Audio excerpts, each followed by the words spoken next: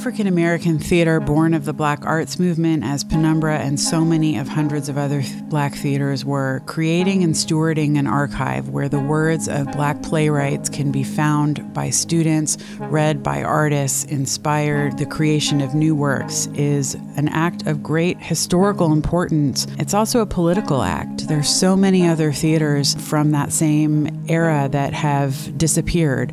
Penumbra, 40 years later, is still going, and I think Lou Bellamy understood that the legacy of Penumbra was not only going to be understood from what was on stage, but what would be found hundreds of years later in a library. Somehow, Lou has done and continues to do all this against the backdrop of a Black theater movement that, in the decade prior to Penumbra's founding in 1976, saw more than 600 African-American theaters come into existence across the country, the majority of which survived no more than 2 years, and less than a handful of which are still standing alongside Penumbra today.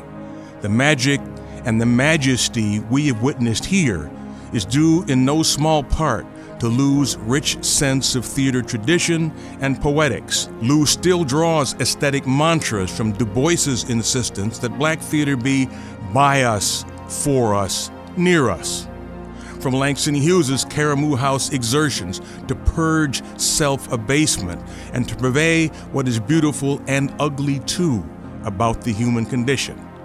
And from Baraka's and Neil's fiery devotion to art that is functional, collective, and committing. And the world outside has been regerminated with seeds they sowed together in one small community theater. I have known Lou Bellamy for over 30 years.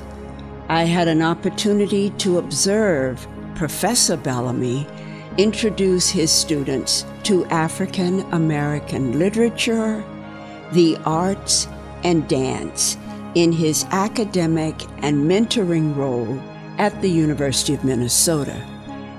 I had the privilege of benefiting from Lou's determination to introduce to the Minnesota theater-going community the works of August Wilson.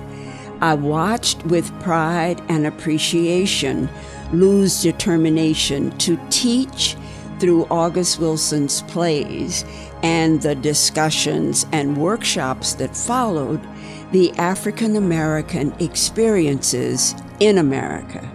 Lou Bellamy is an actor, playwright, historian, and so much more.